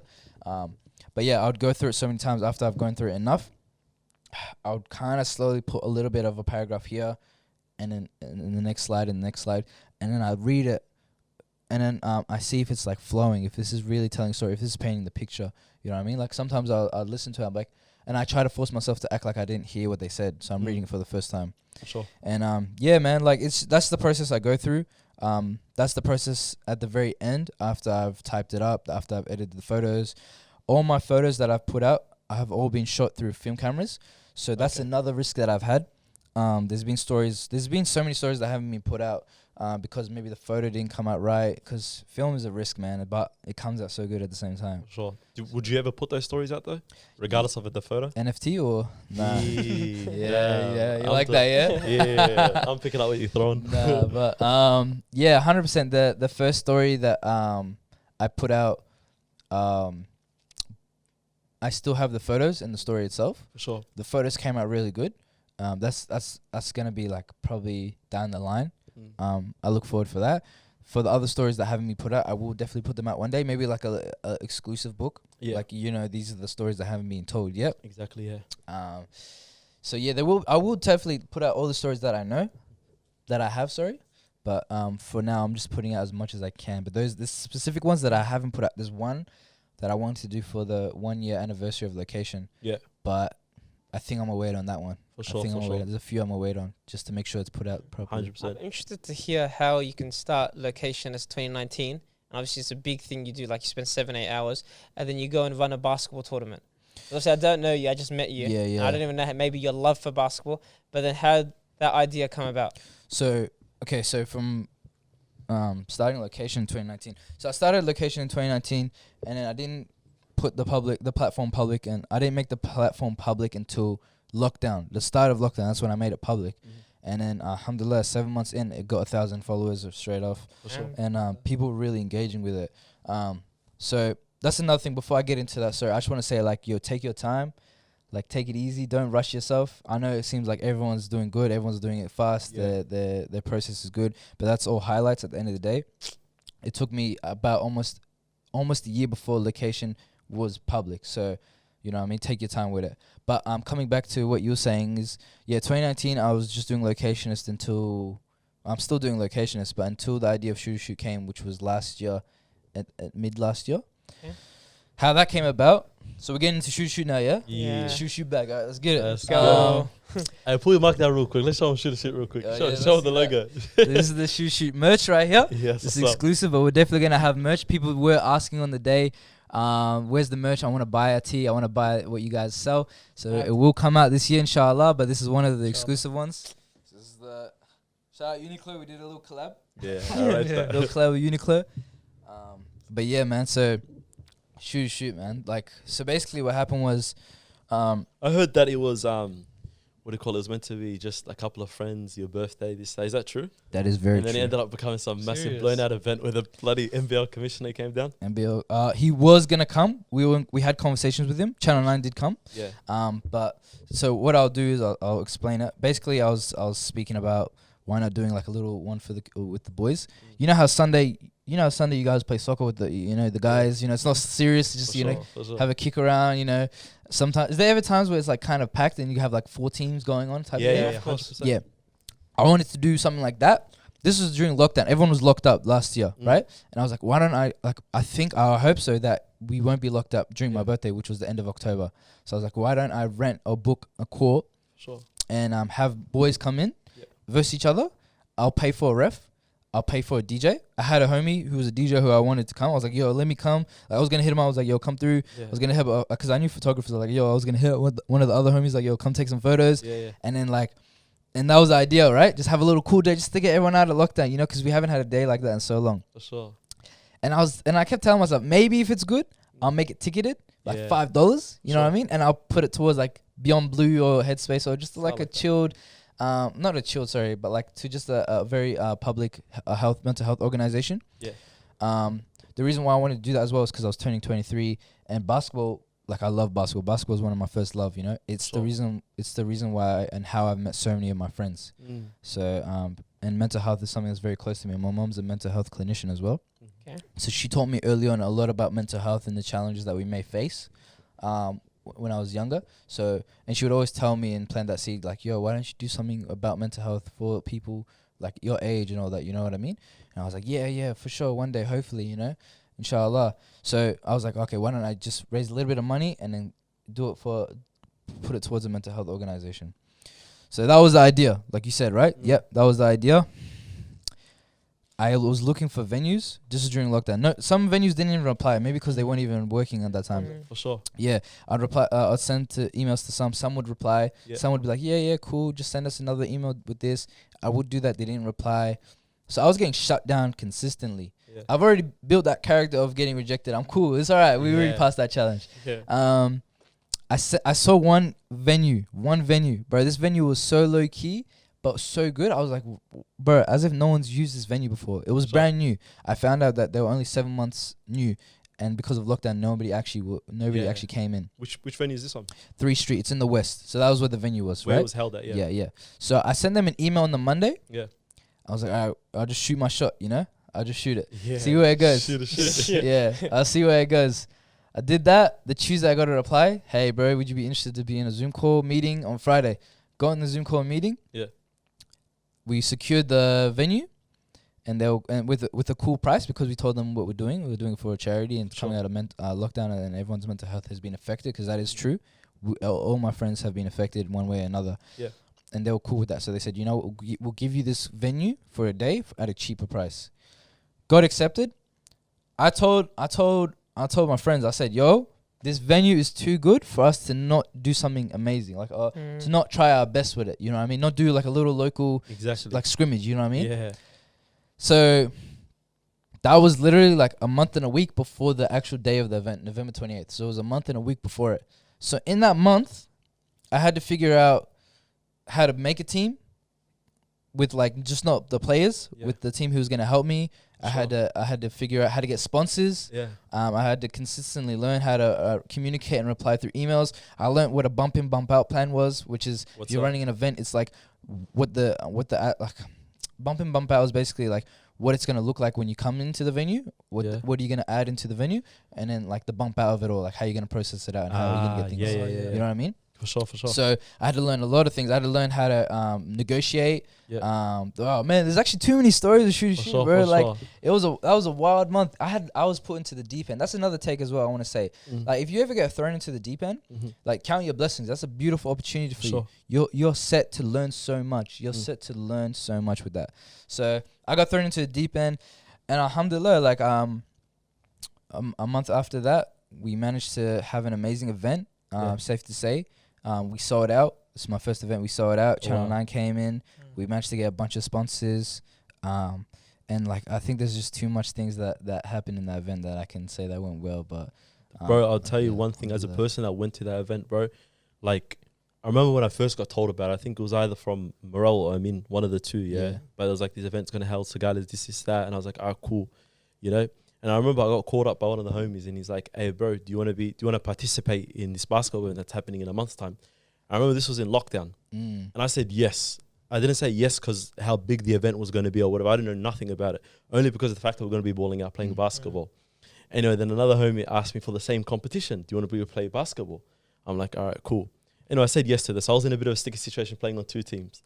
Anyway, later on the event happened, and I'm just thinking to myself at one point, because I got injured, so I wasn't playing on the day, yeah? Funny enough. Anyway, what ended up happening, I was like, there was this one moment where I just looked around and I'm like, damn, a couple of boys from an area organized this event type of thing, you know what I mean? And from start to finish, it was like, Allahumma barak, I got to give kudos to you. You killed it, you know what I mean? And not only that, there's a lot of events held by Africans, and I know all of you boys know how events held by Africans are. They never end up going successful, bro. They never end up going successful. Either, I don't know, ego comes into place, people don't want to win, everything, you know what I mean? So kudos to you, bro. Especially in a month span. I know people that take a whole year just to organize like Asa Somali Week and that. You know what I mean? You pulled off a hectic event. Nah, thank you, bro. Yeah, first, one thing I definitely want to say is shout out to my team, my people for real. Like, the people behind me, like, they helped me so much. Like, those people, they're all amazing people, all genuine people. Like, I can vouch for them with everything that I have. Like, these guys are amazing. And they all said yes to my vision. They trusted me. Yeah. They said, you know what, we think what you got going on is dope. It's for a good cause. I can see what you're trying to do. And let's do it. So, like, again, shout out to them. Like, and if it wasn't for them, the day wouldn't have been. If it wasn't for everyone, I actually want to say shout out to everyone that put up to the event, everyone that said yes, that contributed, from the media team to Vola Foods. I didn't know how to get sponsors, and she was one of the first people I called. Yeah. She runs a West African or Central West African restaurant in Brunswick, right? And she's like, her food was popping. I kept seeing it online, and I wanted to try it out. Yeah. And I couldn't go all the way to Brunswick, especially during lockdown. Yeah. So I asked her, like, would you be open? I was buckling as I was speaking to her. She's like, yeah, why not? What else do you need? Do you want me to provide food for the players? I'm like, yeah, why not? I didn't even think about catering for players at the time. She's like, yeah, I can do that. So shout out to her. Like, every single person was like so genuine and like up for it. Like, I had no no's. I only got yeses. Sure. And it was also a day for just people to showcase their talent, you know? Yeah. From the performances we had, Soli. Shout out to Soli. She's one of the upcoming R&B artists coming out of Australia, Melbourne. Like, she's going to blow. And her first single that she's ever made, she performed it for the first time. On the day? At Shoot to Shoot. Okay. So that's very historical for me, because I know she's going to go amazing places. Yeah. So that's one aspect, right? She's showing her talent. From the media team, like, there's so many dope videographers that said yes without even wanting to ask for a price, you know what I mean? So everyone was so open. Even the DJs, one of the DJs who I hit up, like, he's like, bro, I'll do it for free. Like, do you want me to, like, help in a certain way? Do you need other things that you need from me? Like, everybody was just so down for it. And, like, that's what made the day amazing. And then one thing I was worried about as well, like you were saying about ASFA, like, like other events, like how there's kind of like ego. It's just players, you know? When people want to win, when it gets competitive, especially in basketball, it can get a bit rowdy. So all the guys were amazing. And that day was just beautiful. Especially when you got different guys from different areas all coming under one roof. It's not an easy thing. It's not easy, bro. It's not. Yeah, wallah, it's not easy, bro. So it all went well, though. Was this your first event? It's my first event. Yeah, I didn't know how to run an event. I had mates who ran events, but they were like nightclubs, right? Yeah. So they didn't need. Yeah, you know what I mean. They've never searched. Hey, boys, we need a couple players to come to the nightlife. You know what I mean? Like, I had to figure out how to have a basketball team. I had to figure out how to communicate consistently with players. Bro, by the way, refs, we got refs literally like the day or two before the event. We secured refs the day or two before. We got the uniform less than 12 hours before the day. Yeah, less than 12 hours before tip-off, the uniform we got from Sydney. Like, literally, I had to negotiate. So yeah, it was a story with that, There was a chance it wasn't going to come? Bro, I had to force it. You don't know about that one, bro.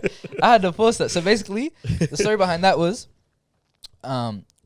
We were blessed to get sponsors, right? We managed to get some money from sponsors, but we still had to be very wary about how much money we were going to spend. So I managed to find like a sport uniform website outlet in Sydney who did printing as well. I don't know why I agreed to spending 3.7 for uniform. What? 3? Yeah, 3.7. So I agreed to that. And what happened was, there's been like 2 or 3 historical calls during this whole process that I will never forget. But I agreed to 3.7. I sent the invoice already. And then I called one of the homies tight, and I said, yo, bro, I just got uniform finally secured. This is 2 weeks before the event too. We didn't know a place that can get 48 shorts and 48 jerseys and print the logo with with the logo in the back as well. Yeah. So I was like, bro, this is the best we got. And I secured it, and like, oh, okay, cool. How much? 3.7. 3.7? Damn. Are you sure about that? Yo, bro. Are you sure? Where are you getting this money from, though? Bro, I wasn't getting it from anywhere. The sponsorship money that we got wasn't even enough for that. But I just said because I thought I was kind of. You needed the jerseys. Yeah, I needed it. I was just like, yo, like I got to do it. He's like, all right, cool. We hanged up. I get another call from one of the other guys.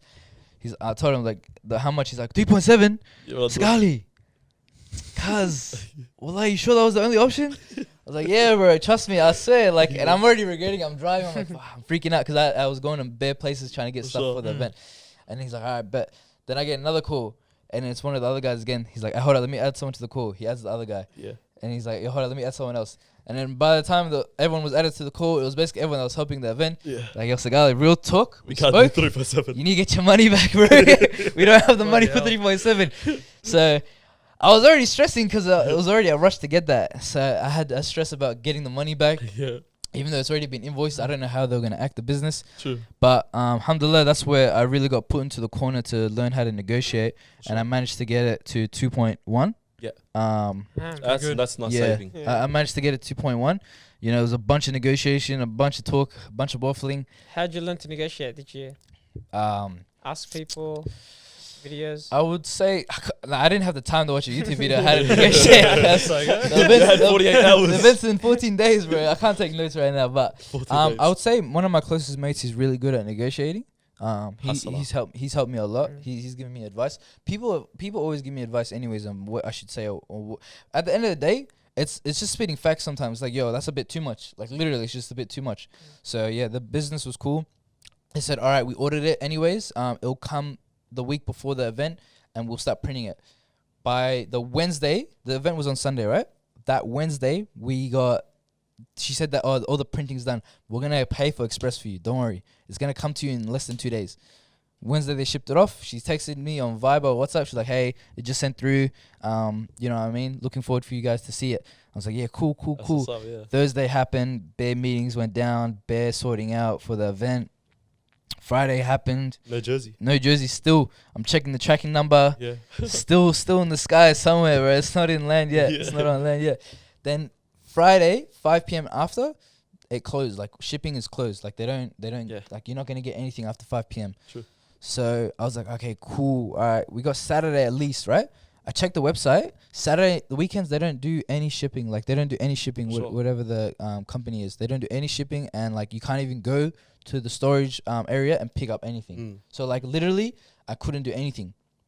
But there was one little gap of opportunity that I had, which was it was in Melbourne. But it was in the airport. So I said, nah, dog, I need that uniform. I already fought to get this amount of money, this dope uniform for the day. I can't have people rocking up and hooping in singlets, you know what I mean? The event was already sold out by then. A lot of people were very eager. Yeah. So what did you do? Did you go to the airport? Bro, 7 a.m. I woke up. I already made calls to like their customer service. Yeah. Nobody was trying to help me out. They said, "Oh yeah, we can't." Like, you know, like when they just saying they don't want to help. Like, exactly. Like, we can't do it for you. Nah, it's just weekends we don't do it. And I just kept saying, let me speak to like a manager or something. Like, nah, we don't have a manager. Like, they were just basically telling me to leg it. It was a weekend for them. Yeah, like, oh, we don't have anything for you, bro. Like, just go home. Yeah, and I just kept saying like, yo, like you don't know. You don't know, but I need it tomorrow. Exactly. He said, we can't help you. I'm like, but it's in Melbourne. I can just grab it. Yeah.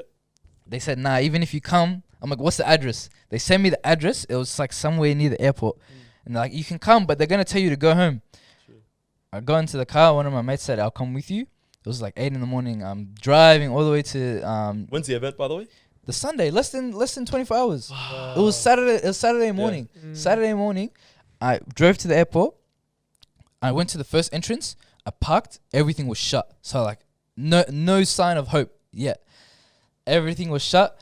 I went up to some guy who just got off the truck walking in. I rushed up to him like, hey, brother, like, do you know where I go for this, that? He's like, nah, I'm not sure, bro. He was trying to almost tell me to go away. He said, leg it too. And I said, okay, is there another entrance that I can go to? He's like, you could try that side. I said, okay, cool. Before you leave, what's your name? He gave me his name. We'll say David, yeah? I learned this little trick that kind of helps me. So his name's David, yeah? Okay, I leave. I go to the other entrance. I go into like the gate's closed, but I park at the front and I'm walking in. Security are rushing to me. They're trying to tell me to stop. You're not allowed in. They tell me it's like these two Arab guys, yeah? I tried to say as much Arabic as I knew. I was like, yeah, okay, look, bro, I'm trying to get in. Bismillah. Like, yeah, you know what I mean? Like, I said, yo, whatever happens out of this, inshallah goes well. I said, yo, look, bro, what I need is for tomorrow and it's in here. And they're like, bro, we can't help you. And then I said, yo, David said that I needed to come here. Now, these guys don't know everyone in the organization, right? But they know David might be a supervisor to these guys, so they might be buckling. They don't want to lose their job. Yeah. I'm like, yeah, David, he just came from that office and he said I needed to come here. He's like, David? It's like, yeah, David, he's one of the guys. I don't know. He just said, come here, speak to security, and then they'll let you in. And they're like, all right, hold up, come with us. Yeah. So we managed to get to the office. Yeah. I kept expressing like, yo, bro, like, okay, I need this now. It's like, important, yeah, it's a very important. It's for charities, for mental health. Like, I need this uniform ASAP. It's right here. They were stressing, like, oh, fuck, we actually got to do some work or something like that. You know, like these guys actually putting us in the corner. So they're making calls. One thing led to another. They said, hey, bro, your box is being shipped to your address now. So we managed to get the uniform shipped to my house on the Saturday. I drove home. I checked the tracking address and it was actually driving. So it was actually coming. So you were tracking it to make sure. Yeah. Because imagine if they said, yeah, we're sending it, and then they never sent it. That's what I'm saying. Yeah, that's what I'm saying. So I saw it and I was like, okay, cool. It's saying that it's leaving. So I was like, we got the trophies that same day too. The same Saturday, we got trophies on that same day. So what happened was I was still freaking out. I was like, I don't know.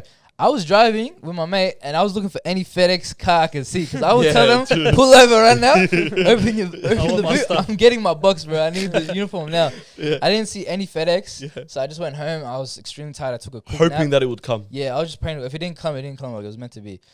I took a nap, I got everything sorted for the night because we had a big meeting before the big day. Yeah. We were supposed to go to the venue to clean it up and set it up. Woke up.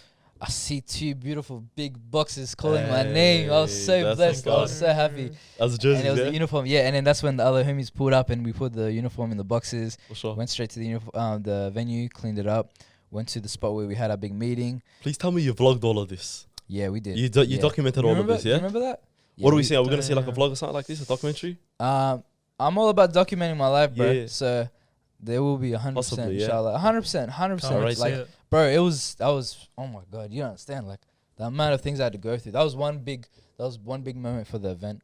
There's a few more, definitely. 100%. Seems like there's a lot of work, man. The amount of meetings you're saying weeks before and stuff like that. Bro.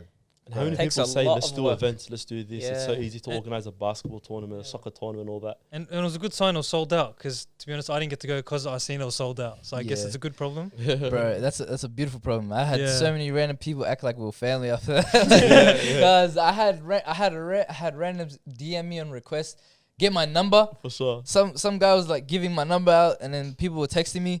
Wow. Like, say, yo, hey, Saagalee, yo, do you remember we had dinner? Bro, oh my God, I don't want to say too much.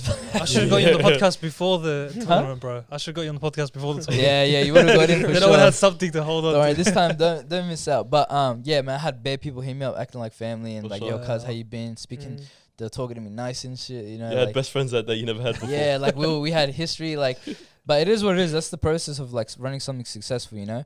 And, like, alhamdulillah, it was my first event. Shout out to the team again. It wouldn't have happened without them. But it sold out. We had Channel 9 come on. We raised all the money, by the way, through the tickets. That was our idea. We said, yo, let's just raise the money, whatever money we raised from the tickets, and give it towards an organization. For sure.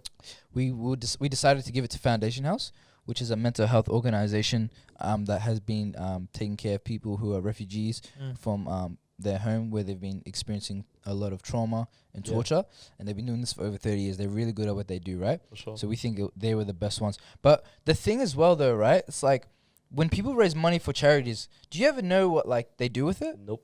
No. That's what I'm saying, right? So like we were kind of strong on like we want to make sure we kind of figure out what we're going to use with the money we raised for the event, right? So we had that meeting with them, and I think that was one thing that they were kind of amazed about. So amazed that the CEO came on the day. The CEO of the organization of the charity. He came on the day, right? He came. He sat. He had history. He played basketball. He used to coach as well. Yeah. He lived near Kensington, near the flats. So he knew like the community. He knew like the culture. So he was more engaged. He wanted to bring his son. He didn't end up coming. Yeah. But he came on the day. He sat in the sponsorship row with all the couches. Yeah. And he was so amazed by the day. I remember the moment I got told as well. I was sitting down in the semifinals, we were losing, but I got someone close to me sat next to me, and he's like, and they were like, the CEO of Foundation House are so amazed by today that they want to give an extra $10,000 to your to what you guys are raising towards, and help support whatever you guys are trying to do. So when I heard that, bro, I didn't care if we were losing at that point. I didn't care if it was an L or not. Bro, that's a big dub for me. This beautiful day was already a dub, you know what I mean? Even though I'm very competitive like that, that day was an amazing day I'll never forget. And then my team ended up making it to the finals as well. We lost. There was one moment that I ain't gonna lie where we were winning at the start, and then the Eastside team, different gravy, were catching out, right? Yeah. And then I think Peter got a nice dub on the fast break. And the crowd was just going crazy. Yeah. Crowd was going. The energy was lit. I think I saw you getting hyped up too, bro. Yeah, the energy was lit, bro. So I lost my voice after that, fam. I'm not even gonna lie, bro. I'm glad to hear that. But yeah, bro, like at one moment I was like, bro, I'm on the court right now taking a fat L. And I ran this whole event and everyone's hyping it up, you know what I mean? But it was cool at the end of the day. Like that's what I wanted anyways. That's what I really wanted. Wait, what was the moment? What did you do on the fast break? So no. So what happened was like we were losing. Yeah. And then the crowd momentum went to on the Eastside team. Yeah. And I was like, hold on, what are you guys doing? 100%. Hold it down a little bit, you know? Yeah. Hey, see, that's another dub on the day, yeah? So all the games were great, yeah? Yeah. And then you had the finals, which was like basically the cherry on top. Yeah. Which was like the energy. Everyone was engaged. Everyone stopped for a moment. And it's like the spotlight was on there for that last game, you know what I mean? And that's what you want from a successful event. You want it to start well, but you also want it to finish even better. Yeah. You know what I mean? So that was, yeah, it was amazing. Bro. Yeah, you were there, bro. You saw it for yourself. And I think it's safe to say like everyone enjoyed it. All the feedback that I got was very uplifting. And it only pushed us to do what we did last year. But again, you know what I mean? And the plans we have this year, like, oh man. Like, it's not a one-time event, yeah? Nah, definitely not. Inshallah. Let us know. We'll promote it. Probably get for sure, bro. Like sold out before we can even promote it. Fair income sponsorships on it, you know. Yeah, we got that finance. I mean, there was a fair income team. You guys had a team. You want to talk about that? Let's not talk about it. Yeah, let's not talk about it. There's certain things you just do not speak about. You know what I mean? And that's one of them. Yeah, this is certain. If you play, different story. Yeah. I hope so. Inshallah, this year. Yeah, but yeah, like it was an amazing event. Again, like shout out to everyone that came through. Yeah. You know what I mean? To the people who missed out, please do not be that same person again. Do not take that L. And yeah, man, this year's going to be a beautiful year for us, for everyone. And I hope to see everyone at Shoot this year, for sure. No, 100%. I think we'll leave the episode there. For sure. Unless you guys had any last question, boys? No, straight up. Hey, Saagalee, appreciate it for coming on the episode. Guys, if you guys are watching the episode, I don't know, we've got like multiple cameras. Shout out to Atta and Moody behind the camera, you know what I mean? And Ahmed. And Ahmed is all behind the audio team. We can't forget him. He's got a break. Never forget Ahmed, bro. Make sure you guys like, share, and subscribe. And thank you for watching another episode. Peace.